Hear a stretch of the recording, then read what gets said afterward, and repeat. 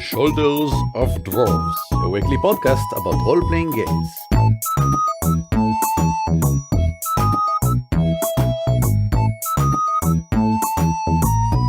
Hello and welcome to On the Shoulders of Dwarves, a weekly podcast about role-playing games and the gamers who game them. My name is Eran Aviram. My name is Uri Lifshitz. Hello there. And today we'll be talking about stimulating the passive player or even the passive group. Passivity is when a player, or again, an entire group, just sit around and does very little. They don't initiate any action, they don't try to move the plot forward, they don't try to act their character, they are just there. Passivity can also be temporary or ongoing. It might be that a player is passive only this evening, this session, or it might be that they are always passive. They just never seem to initiate any action. Is this a problem? Uri, is passivity even a problem? Well, not necessarily. Being a passive player is not inherently negative. I had passive players that were excellent players. They simply were not very evocative or did not want to initiate action. They were there mainly to absorb the game or just roll dice and be happy. It only becomes a problem if it bothers someone, mainly the players themselves or the rest of the players in the party. Sometimes a player would want to initiate more action or be more involved in the game, but maybe he just have the player, not the character, have low charisma. Maybe the other players around the table are more active or have more specifically defined goals that they're very hungrily chasing. So sometimes it's hard, especially if your character is not all that outspoken, to be more engaged and active in the game. Also, as a GM, you might be bothered by having a player that doesn't seem to do a lot. And you might then think, am I doing something wrong? Is something wrong with my game? Etc., etc. And I think that we can help here. And the first advice should be talk with them. Because if the player is happy with being passive, and if none of the other players have any problem with it, then you as the GM should probably have no problem with it as well. As long as everyone is happy. I have to say, I have a player in my campaign and in my previous two campaigns as well, same player, who's a very passive player. And in the beginning, I felt really bad about that because I'm a very engaging GM and I want my player to be engaged as well. And if someone doesn't initiate a lot of action or do a lot with his character, I'm thinking, okay, I didn't give him enough hooks. I didn't do any emotional stimulation for their goals, etc., etc. They don't have defined goals. How can I improve that? Blah, blah, blah. And we simply had a talk and she said, no, I'm really enjoying the game as it is. Don't change anything. I'm enjoying this. And we basically have this conversation like every 4 months, just checking again. You sure you don't want to change something, add something? Is there something missing for your character? No, I'm enjoying this. Moving on. I'm just saying that even though you have a passive player and they enjoy being a passive player, you should probably still, sample them every few months just to make sure that nothing has changed. Now, of course, there are also temporary passivity where a person just comes to the session, this specific session, and doesn't act much. Perhaps they had a rough day, perhaps they have low energy, whatever. Maybe they just prefer to sit this one out and maybe roll some dice and stare at the others. That's fine. That's awesome. I mean, the person still came to the game probably because they want to unwind. They want to have some fun with their friends. It's important to note that different people come to the gaming table for different reasons. They have different player motivations. And if your motivation, either right now or in general in the whole campaign, doesn't have a lot to do with engaging, again, that's fine. No problem, as long as no one else is bothered. But having said all of that, we have been asked several times by GMs in the past, how can they make their passive players feel more connected to the game? How to stimulate them, to make them less passive if everyone involved, the GM and the player, do indeed want to engage. Yeah, and it's not an easy question because some players are by their nature more passive. They're not as outspoken as the rest, etc. So I say the most important thing is to develop character motivators. Yes. And that is simply done by three things. The three things that motivate a player to action are, number one, character development, number two, character development, and number three, character development. The more your character is developed, the more it calls out for action and you know what to do with those actions. I think there are two different things here. First, there's character motivators, and second, there are player motivators. And let's talk a bit about the character motivators here and then continue to the player one. Because even on the character motivator level, I think you are wrong. I mean, it depends on how you define character development, because I would, generally speaking, would take three things which are something you run from, something you run toward, and inner struggles. And these are the things that I think can help a player engage with their character. Something you run from is something that you try to avoid. Something you run toward is something that you want to gain, to achieve. An inner struggle is your conflict between something that's happening in you. We won't get into details because we actually talked about this on our previous episode, episode 21, personal plot lines. Indeed, and I would agree with you that having something you run from and something you run toward are excellent character development. Okay. And if you simply, as a GM, well, we're getting ahead of ourselves to possible courses of action. But I think if you, as a GM, sit with your player and you develop your character to include these things, thus character development, you actually create a very clear thing for the player to react to, and for you as a GM to put into the game to have something that the player and the character react to. Then let's discuss possible courses of action. What can actually be done by the GM, the player, and the other players around the table and between the sessions in order to encourage the person out of passivity and into activity, I assume? Okay, so number one on our list of possible courses of action is the actual implementation of what we discussed previously, the character development. So I would suggest have a one-on-one meetup with the player and the GM and simply ask question. What does your character want to achieve? Is there something in your character past that he wishes to avoid and not return to? Create a background that pushes the character into action.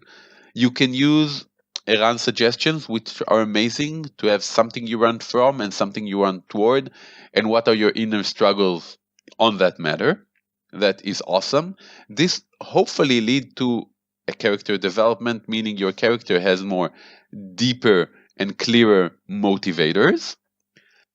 However, because you had this conversation, both the player have very clear indications of what he should move from and what he should move toward, and the GM has tools that he can use to encourage the player into action. One of the gaming system who does this very well is Unknown Armies, where you actually write down what your character is afraid of, meaning what would push her away, and what your character hopes to achieve. So me as a GM have my work cut out for me. If I want this character to be afraid, and I'm just looking at the character sheet and it says ghost, I will simply describe a ghost emerging from the ceiling. If I want this character intrigued and I see wants to gain his art degree, he loves art, I would set the plotline inside a museum of some sort. So simply have those things written down and clear for the GM and for the player. D&D 5 does a similar thing with their backgrounds. They have flaws and motives and stuff like that.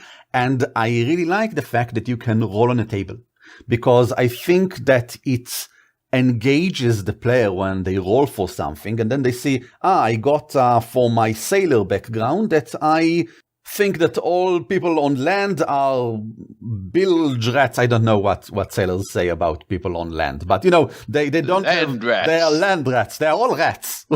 and so I have an opinion about people on land, and now I can be like snarky about them, etc. But maybe I don't like it. Maybe I think, nah, I don't enjoy being snarky. Let's roll again, or let's just take a different one. The act of rolling, the fact that you have a table to choose from, is excellent because it encourages you to go through the options or to just get an option, and it forces you to think if you will enjoy it or not. And in a similar fashion, I would recommend GMs in this one-on-one meetup that you've talked about to ask provocative actions. Like, okay, which of your parents do you hate and why? And now you've established that this character has a problem with one of their parents. And now the player just needs to sit down and think, well, probably this, or wait, I actually don't want to have any problem with my parents. And you can just say to the GM and says, okay, never mind then. What was the favorite place in your childhood and why is it now ruined? And again, something provocative that will force the player to think, am I going to enjoy this? Is this a course of action that will develop my character in a way that I am interested in developing? And that's, of course, a thing that happens a lot in Powered by the Apocalypse systems. We'll give links in the show notes to some examples. But it can happen in any system because it's system neutral. You just ask the player into something that will make them active. We should definitely do a special episode wholly dedicated to questions and how to use them correctly, because questions are the best tool a GM have. Let's continue to the next point.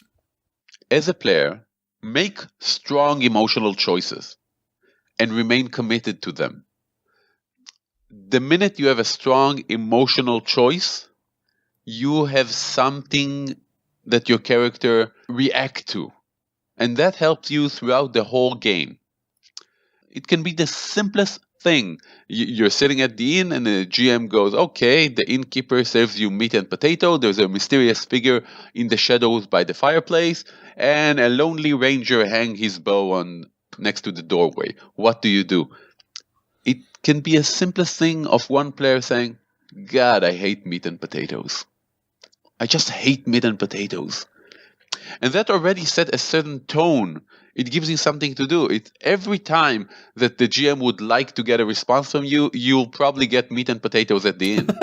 Nice. And on the other hand, it says something about your character. This is someone who hates meats and potato. Why do they hate meat and potatoes? I mean, meat and potatoes are awesome. Who doesn't like meat and potatoes?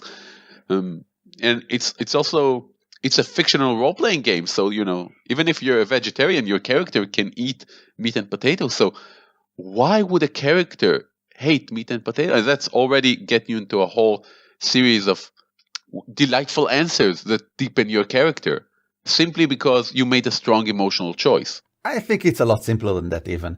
Just by the fact of responding to the GM in some way, even if it's about the meat and potatoes, when the ranger will approach you and say something, you are already in the scene. You said something about your presence in the scene. And now, when the ranger addresses you, you can sneer back at them because you are angry about the meat and potatoes. You have something to hang onto. You are now engaged in a conversation because you put yourself into it by saying something, simply by saying something and being in the scene. I would again emphasize the emotional aspect of that. Yes, I agree. If you do something in the scene which does not evoke any emotional response, it will often go bland. I agree. If you say, well, I start eating the meat and potatoes, okay, that's fine, but nothing much happens. You haven't placed yourself in a vantage point from which you can continue on. You've just said something that is happening. If you're angry, if you hate this meat and potato, then you are already inflating something. Some drama can now happen that might interest you. You might want to continue on with this streak and see what happens next. And of course, because this is such a simple and kind of stupid example, imagine how much stronger it is when it's not placed in a silly situation. You're in the throne room. The king stands before you, his advisor, his elf advisor next to him, whisper in his ears, "These are the heroes who save the kingdom." And then one of the player character goes, "God, I hate pompous elves. Just hate them." And then everyone looks at him and he goes, "Oh, did I say that out loud?" That was a strong emotional choice, which made the situation a lot more interesting. Did the elf counselor took offense? Did the king took offense? How is this going to affect your gold reward? It doesn't matter if it made it better or worse, as long as it made it more interesting. Let's continue to the next point then. Set specific goals for your character. And I mean specific in the most specific way. Nice. This is something that I love Fate for taking into the mechanism. It's never, "I want to get rich." It's, "I want to obtain the silver crimson diamond of Everwind." Enrich the setting, ground your character in the world, add things, very specific things. If you read the description of how to create good aspects in Fate, yes, definitely how you should do. We'll give a link to it in the show notes. It's never, "I'm afraid of the mafia." It's, "the mafia are after me," and it's not the mafia are after me. It's the Brotherhood of the Yellow Fang Mafia are after me, and it's not that. It's the Brotherhood of the Yellow Fang Mafia are after me because I busted their proceeding from the train robbery. Now that's an interesting story. We always say in the podcast that specific is better than generic. In this case, it's excellent because it gives you a well-defined goal. Because getting rich is out there. But I need to break into the safe in the palace of the king of Lemuria, because then I'll get rich. Gives you something that you know now that you must do and how to do it. It also gives you a more specific something to run toward or to run from. Exactly. Let's continue to the next point, which is about changing your goals. If you find that getting into the safe to get the money is no longer interesting to you, therefore you are sort of passive because you don't want to reach that goal anymore, change it. Or add a new one, add a complication, add something that makes it more interesting to you. Again, probably in conjunction with your GM, talk with her and make sure that everything is, still part of the same story. And of course, avoid just changing your motivation every session. Having a clear goal that you want is more important than having the same clear goal all the time. Next point. Now, this could be either initiated by the GM or by the player. We have talked about weekly questions. Mm-hmm. Weekly questions is an amazing tool for character development, for setting enrichment, for anything you want. So as a GM, you can ask specific questions on your weekly questions to encourage those specific players which are struggling. For example, if your passive player is a paladin, maybe ask some weekly questions specifically oriented toward religion or specific gods, or what is that thing which you have struggled with your faith or with whatever it is that you do. Encourage that player, and of course all the other players as well, if you might as well, to make decision, to bring out their inner struggles and give them voice. Now, if you're a player, you can, of course, initiate that. Say to the GM, "Hey, listen, I want to send a weekly question this week. Would you mind?" Or maybe even you as a GM, suggest that to your passive player.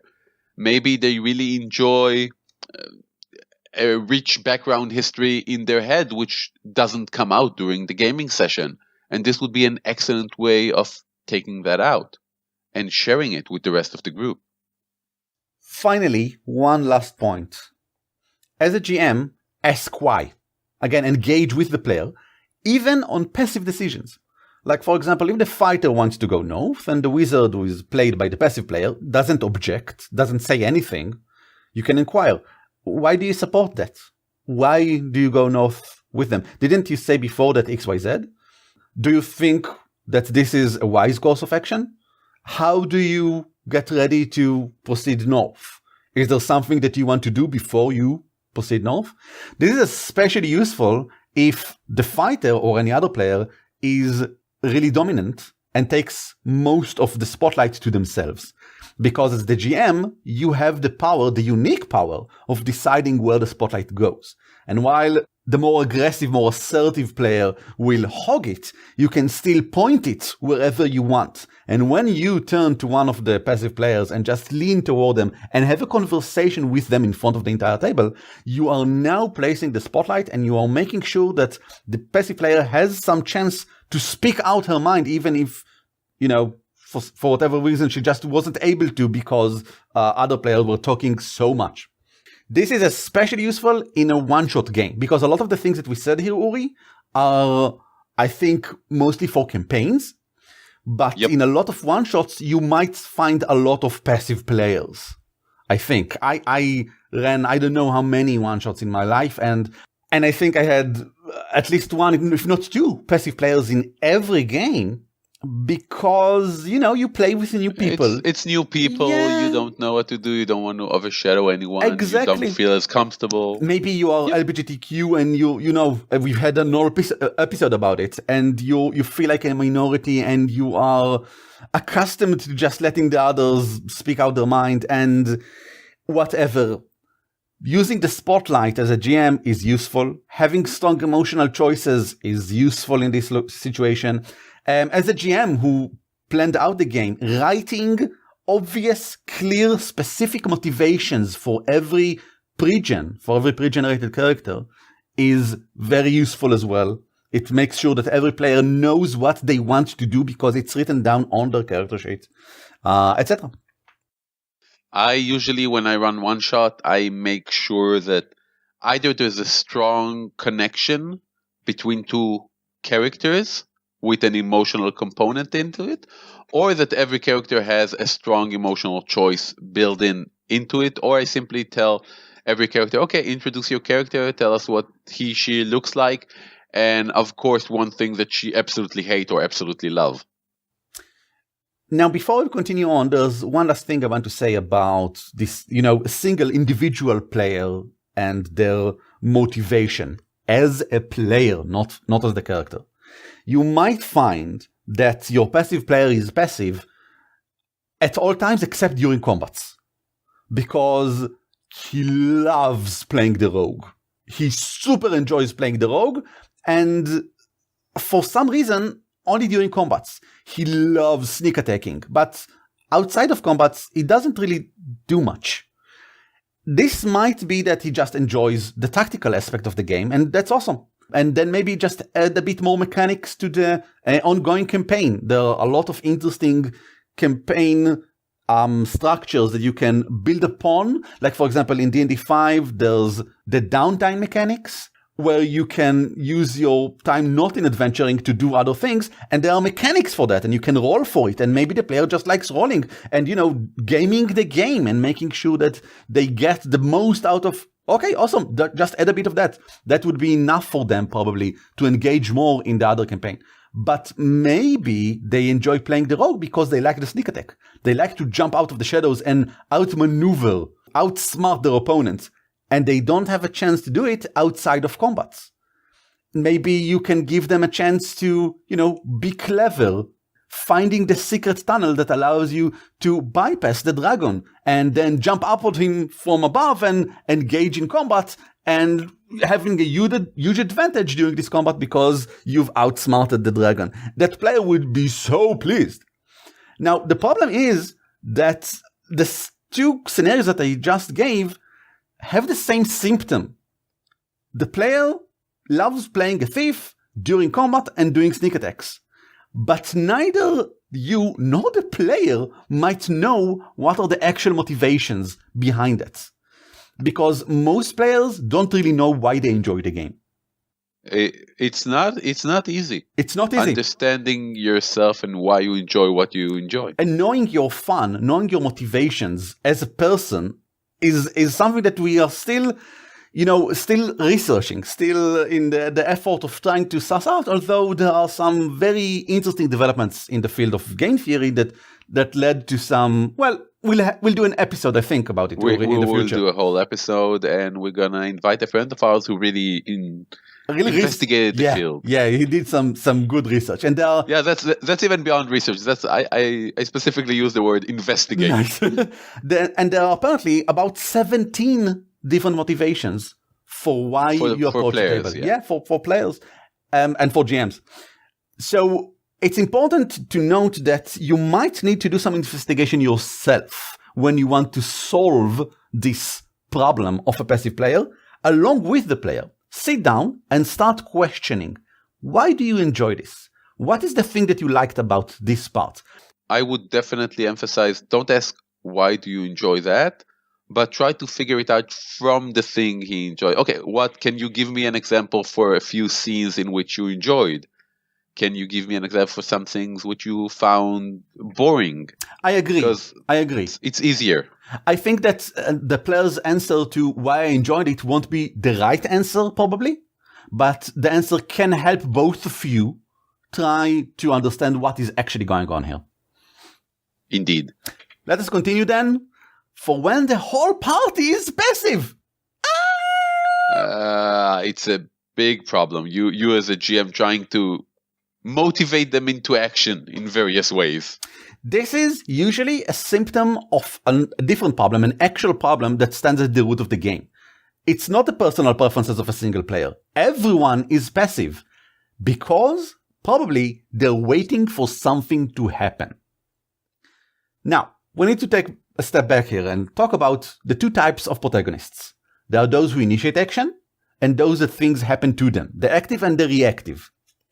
When creating the campaign, all participants, GM and players, should agree on what kind of story this is going to be. Is this the kind of story where the players initiate action? Is this open world sandbox, go out, discover, uncover, it is all up to you? Or is it super reactive, like in most superhero stories, by the way, where the villain is active and the heroes most of the time react to things that happen. Things happen to them. Both kinds are awesome. There are two different types of stories. And this can also change during game. If we'll bring Unknown Armies again that you've bought before. Mm-hmm. Unknown Armies is a game about mystical, supernatural, horror-ish, modern, urban fantasy sort of magic. And it has 3 levels of play, which I think are, generally speaking, different campaigns, really. There's the street level, the global level, and the cosmic level. And when you start on the street level, you are super reactive. Things happen to you. But when you are on the global level, you are now a player in this world. And you are active, and you are trying to achieve things, and you are influencing others. And it's completely possible to start on the street level and then rise up to the global level and change the scope of the campaign and the style of play. This should all be part of a discussion between the GM and the players. Another problem for passivity might be that the players are not engaging with the story. It might be that the thing that you are talking about, the thing that the story is about, is a subject that is not interesting to the players. Maybe the NPC didn't engage with them. Maybe the main plot of saving the princess or, uniting the kingdoms or whatever just doesn't interest them enough to try and act to go forward. I would say find something that is interesting to them and ask them. Ask them straightforward, what would interest you? What is the sort of stories that you like? What are the shows that you are watching right now? Why do you like them? And put that into the story. Oh, it's about saving the princess, but you actually like killing dragons? Well, the princess is actually a dragon killer, and she's so good at it. And when you save her, you can go on with her and kill a gazillion dragons.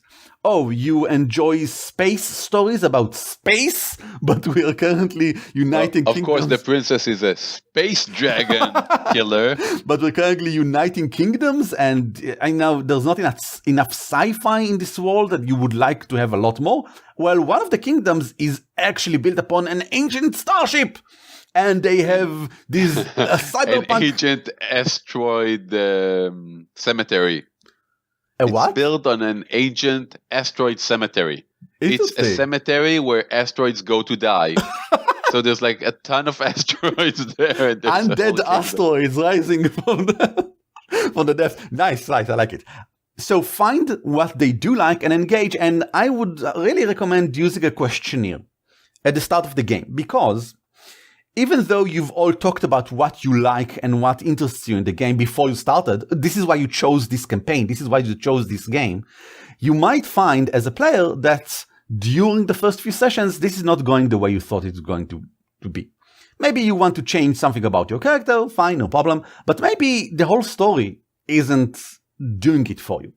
And as a GM, I would highly recommend sending a questionnaire about 3 sessions in, with some of these questions. Is things going the way you think? Where do you think this is going? What would you like to see different? What would you like to stay the same?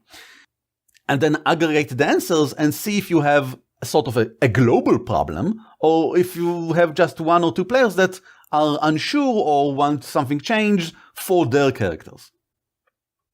Now it's time to talk about the orcs kicking the door. Yep, which is one of the best tropes ever, yes, and should be implemented whenever your players are hesitating too much. This is really important for pacing. We had a whole episode about pacing, so we'll just send you there in the show notes. But generally speaking, when an adventure is based on player initiative, having orcs kick the door, it's a good tool to remind them that they should act. And we mean that in the most literal, straightforward way. It should be clear, it should drive them to a specific action, and it's time to use the neon sign. The neon sign is, again, something we talked about a few episodes ago. Literally have the orcs kick the door to the inn where the players currently reside. Player characters. Always works. Yes, but it's important the orcs to shout out, "Bloody the Red wants you dead," so they know that Bloody the Red is the one that said them. And it's important for the players to realize that these are only like the first group of orcs that Bloody the Red is going to send. And if they want to do something, then the next one will be an assassin coming in the night and kill them. And it's really easy to do if just one of the orcs say it after they capture him and say, "Oh no, we are just the footmen, leave us alone, no, the assassins will come to you later," or whatever. Oh. My favorite is assassins who are really fond of starting fires. Okay. I had a whole campaign in which the same assassin would track down the party wherever they were and would burn down the building where they stayed. That whole party developed a phobia of sleeping in anything that is not made of stone. But it's a very, very good motivator, shall we say? Something to run from. Yes, it's something to run from. And hopefully, again, because you give them something to drive them to a specific action, it's also something to run toward. Of course, you shouldn't just push orcs into the player faces whenever they just stop for a moment. Can't I? No. Can't I really? I mean, they might just stop and discuss a course of action for 2 hours in real time. As long as they are engaged, as long as they are talking among themselves about what to do, they are taking initiative. Even if the player characters haven't done anything yet, this is not a bad thing, as long as everyone is having fun. If you find that they are retracing their steps and saying the same things over and over and can't seem to get to a decision and find a course of action, then you might want to, again, push the orcs into them. But this is a tool that is very blunt and should be used in moderation. And another tool that I want to talk about is time limits. Apparently, giving a time limit will drive the players to act faster, to act at all. But if a time limit is too strict, it feels like choking. And I'll give an example from a campaign I'm currently playing. In the Tomb of Annihilation campaign, there's a time limit, but it's unclear. Every day matters We don't know how many days we have, however, so we are super afraid on doing anything that will take a lot of time. I mean, even if it's really useful to go back to the city from which we started the game and, get some more supplies and then venture into the wilderness again, we won't do it. We'll risk it because it will take 9 days. And 9 days is a lot of time, we think. We're not sure. Think about it the other way. Like, if instead we would have a deadline. In 3 months, the campaign will come to an horrible, horrible end. Something horrible will happen. Okay, but now we can decide how to use the time. What to do with these 3 months. Is it useful? Is it worth it to spend 9 days in returning to the city? No, probably not. But now we don't feel like this is an option that is completely, you can't even discuss it. It's out of the scopes. It is impossible because everyone might die tomorrow. It's an option that we decide not to take because it's not the right thing to do. And that's a lot of fun. So I would really suggest using deadlines and not just urging people forward because time is running out. Yes, it is. Let them know how much. It's also nice when you provide a specific timeline or a specific, I don't like timelines. I like amount of actions, shall we say. Okay. I would say here is the number of, I usually use tokens like action tokens or days token or months token. And I said, okay, here you have 4 days. Here are 4 tokens. And each one tell me how do you spend your time, and every day that you spent, I will take a token away. The reason I like that is because if someone does an action which might postpone the deadline, I simply add more tokens to the pile. Yes, it's excellent. It's excellent. Yeah, it's a great way to have a give and take, because then maybe the party will split. Okay, you 3 go and find ways to delay the timeline, and we 3 gonna find ways to actually do the thing. It's also abstract, and therefore allows you to disregard the whole thing of how many days, and let's keep track of every minute, of every hour, or whatever, which not a lot of players, I think, enjoy. I mean, I find that most players I've ever played with don't care about keeping track of specific time, of actual days. They just want the concept of it.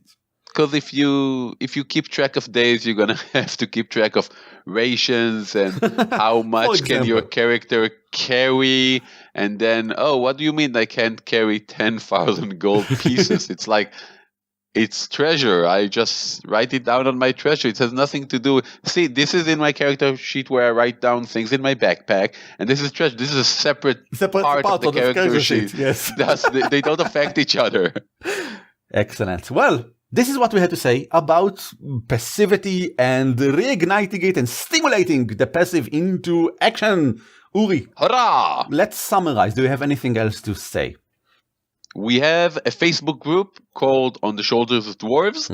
We would love to hear from you about this podcast, about any issues that might come up in your game or in your campaigns. Feel free to visit us there. We all answer there, and we can answer a lot more at length and a lot more quickly than we can do a whole episode about a specific subject. Yes. I know that some roleplay podcasts just spend their episode answering emails from readers, and we decided a long time ago that we want to focus in every episode on a single subject. So our way of addressing multiple questions, which are from different topics, is through the Facebook group.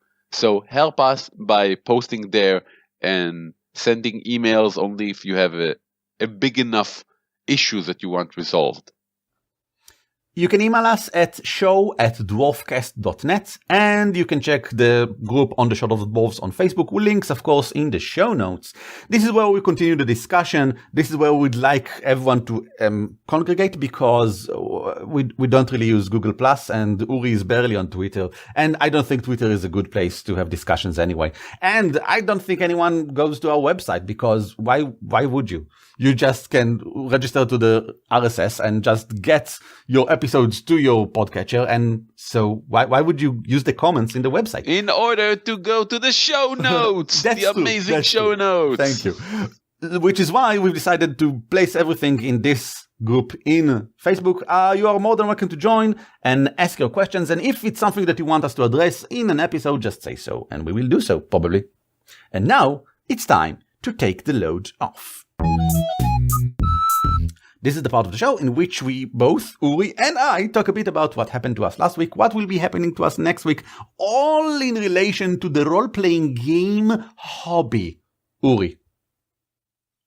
Me go first. You go first. So, in the last 2 weeks, because we haven't recorded an episode due to Passover/Easter, we have done actually a live recording in Bigo, which is the big Israeli conference for role players. 2 weeks ago, the live recording was in Hebrew since it was in Israel, so we won't be putting it on this podcast. However, it was awesome. We had a large audience with people asking questions, and it's amazing to see how much this hobby is developing, because we've been recording a podcast about role-playing game throughout its various cycles for the last, 7 years now? I think, yes. 2012, 2013, yes, something like that. Some people who started listening to our podcast when they were toddlers are now teens. And some people who started listening to this podcast when they were teens are now, dare I say it, adults.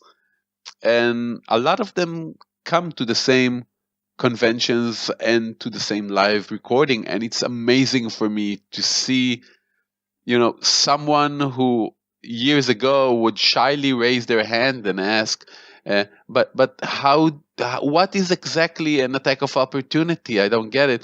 Who are now asking questions like, well, from the psychological perspective of my character engaging with the gaming mechanic, I would like to find a way to integrate that into a coherent storyline.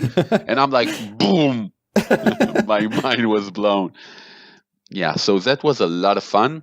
We also had 2 weeks ago the Olamot convention, which is Israel's second biggest sci-fi and fantasy convention, in which I gave 2 lectures about anime, because I'm really trying to push the whole quality, shall we say, theoretical content for anime. I don't know about the rest of the world, but in Israel, the anime community is, shall we say, young? Yes. Most of the people are between the ages of, 12 and 21. And there isn't a lot of quality theoretical content. So I gave 2 lectures in hope of stimulating that whole area. One was titled My First Anime. It's a guide of how to start watching anime and how to develop a deeper understanding of it, both for people who never seen anime and for people who want to recommend anime to other people and probably don't know how to do it effectively. And the second lecture was, why can't we say goodbye to Neon Genesis Evangelion, which is a 45 minutes rant about Neon Genesis Evangelion and why they keep making remakes of that same one season show for over 15 years now. It's a good question. I don't like it. It's one of those animes that are classics and everyone should watch it. I say no, you don't need to watch it. I've watched it for you and you have the conclusion. Don't watch it. You are, of course, wrong in Yes. so many ways, but I will send you a link to my lecture and maybe it will change your mind. No problem. I am going to run my new Crystal Heart one-shot, Exotic Ingredients, that I'm going to run on the UK Games Expo. I'm doing a test run this Sunday with my 50 Fathoms party, which is composed of my wife and Evyatar and Aviv of Up to 4 Players fame, and Bill Roper, who is of Happy Jacks RPG podcast fame and also did gazillion super important RPG projects in the video game and beyond. I'm very happy to run the game to him and his wife. And let's see what happens. It's an interesting adventure. Of course, I can't say a lot about it, but it's the filler episode. I decided to do a filler episode for Crystal Heart, where a group of agents are sent by SIN, the organization, to participate in a cooking competition. Woohoo! And they need to gather ingredients and make a gumbo, the best gumbo. And there are rivals, and there are like these funny rivals, and there's this mystery going on behind the scenes, and there are, of course, stupid ingredients that you need to get. I hope it'll be fun, but you guys can tell me yourself if it's going to be fun, because I'm going to run it again. There will be, in about 2 weeks or 3 weeks, a signing event in Leisure Games, where Aviv, Or, and I will be signing the second, and actually the first as well, issues of Crystal Heart, because we now have a second issue out, printed. Woohoo! I'm holding it in my hand. I'll actually maybe upload a picture of it to the show notes, because, well, it looks so awesome. Aviv made an amazing font cover. Is that because she's an amazing artist? And James of Leisure Games, that you might remember from our episode about the sales in Leisure Games for 2017, suggested we'll do a signing event, and it's an excellent idea. And if you're doing an event in Leisure Games about Crystal Heart, I will obviously run a game as well. I'll give details whenever we have some, so you'll be able to pre-register if you're in the area and would like to play some Savage Worlds. This is, of course, super duper accepting to new players of Savage Worlds or role-playing games in general. You're all more than welcome to my table every time. On behalf of everyone in other countries around the world, if you could record that would be awesome. No, too noisy. It's going to be too noisy. Then we all hate you. Yeah, that's the way it goes. That's it. Actually, not all the way, because I just want to point out that this week the Pathfinder playtest for Pathfinder version 2 just released the details about Dwarves and Elves. Oh, and I was shocked, I tell you, to learn that Dwarf do not have any ability boost or a specific heritage regarding podcasting. This break for me the game illusion. Dwarves, by their nature, are diggers, gold-loving, beer-drinking podcasters. Podcasters, yes. And there's nothing there about it. Well, it's a good thing that it's a playtest. You can then, send them your thoughts about it. Everyone, if you're listening to this, send feedback to Paizo. Tell them, listen, dwarves are natural podcasters. You can quite clearly see that on the Shoulders of Dwarf podcast. Why would you give 3 ability boosts to Constitution, Wisdom, and 1 for an ability to your choice, and not select the podcasting skill instead? That's just ridiculous. Yes, it's ridiculous. I agree. Thank you guys for listening to this thing, and every Monday as well. If you want more of this, go into your browsers, into dwarfcast.net, or search for @dwarfpodcast in Twitter and in the Facebooks. Also, you can send us an email at show@dwarfcast.net. And you can also come to Uri. He lives in Ramat Gan, which is in Israel, and knock on his door, and then run away really quickly, and then he won't know he's knocked on the door. It will be so very funny. Or you can stay and say you're here for the game, and we'll probably play something. I'm down with that. That's it. Again, if you enjoy, share this, tell your friends, rate us on iTunes, and have a great week. Lehit Ra'ot! On the Shoulder of Dwarves is shared under Creative Commons Attribution Non-Commercial form. The intro and outro are taken from Silly Fun by Kevin MacLeod, licensed under Creative Commons by Attribution 3. Find us at dwarfcast.net and follow us on Twitter or Facebook.